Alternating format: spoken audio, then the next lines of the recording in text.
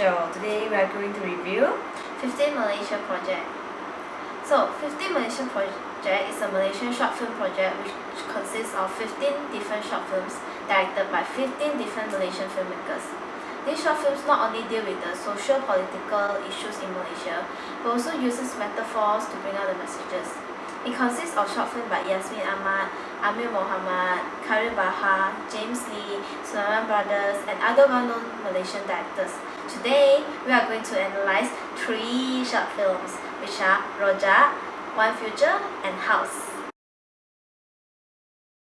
The first short film, Rojak, is a short film by the Sulaiman Brothers. It is a story about a rojak seller's view on Malaysia's many-sided socio-political complex sequence of events. The complications were described using the ingredients of rojak, reflecting how is each individual living their own lives with different background and culture but was brought together by Malaysia. The next, One Future, is directed by Tan Chui Mui. The story is about a society where everything is perfect except no one is allowed to speak. It portrays about how Malaysian society has restrictions in freedom of speech.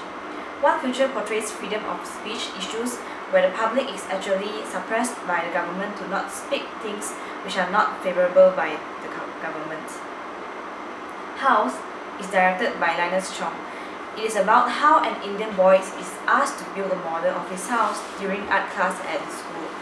This short film shows the social-economic plight faced by many Malaysians, where money solves everything, and when you have money, you don't have to worry about a thing as you always have the upper hand. For me, I like 15 Malaysia Project because not only it consists of 15 local short films with different stories which I can enjoy, but all these short movies carries a message about Malaysian social-political issues, which left me thinking about the issues faced by Malaysia now, such as bribery, freedom of speech, lies, and deceiveness. The way the directors portray the messages were not in a direct way, but they instill it in the storylines, which makes you think critically. I also like how the directors were not afraid to show sensitive elements in their short films, and I really enjoyed this, and I hope to see more of these projects. I was impressed by how directors were brave enough to bring out the sensitive issues that we are facing in Malaysia, despite the surveillance from the government. Among the 3 short films that we chose, I personally like Rojak the most as the video is presented in a fun and special way which is animated, and the director also tells the problems in our country in a joking manner, which I find it quite fresh, especially when it is narrated in Tamil. However, some of the short films are actually quite flat in terms of their visual presentation. The film reflects Malaysians' identity by showing things that we as citizens can relate and understand too.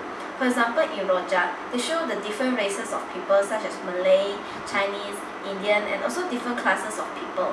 Besides, they also use the food Rojak as a point of explanation in the film. As for House, they also show different races of people, and this has successfully reflected Malaysian identity as we are a multicultural country. And the languages used also shows Malaysian identity because they didn't use only one language but many such as Tamil, Malay, and Chinese. Being a Malaysian means that we must live with other people from other races, religions, cultures, background, and people who speak different language in harmony. We must be tolerant with each other and be understanding and forgiving, as being in a multicultural country is a really beautiful and special thing which could not be seen in other countries. We must appreciate this beauty of us by playing a responsible role in being a good Malaysian citizen. We must not create any racial sensitive issue which could ruin the harmony. As a conclusion, I really recommend 15 Malaysia because of its various short films which you can not only enjoy but also think critically of the current situation of Malaysia. These short films are also very local in terms of the language and the way it was shot, and you can actually relate to it all. So that's all for today, and this is our last film review, so yeah, Goodbye.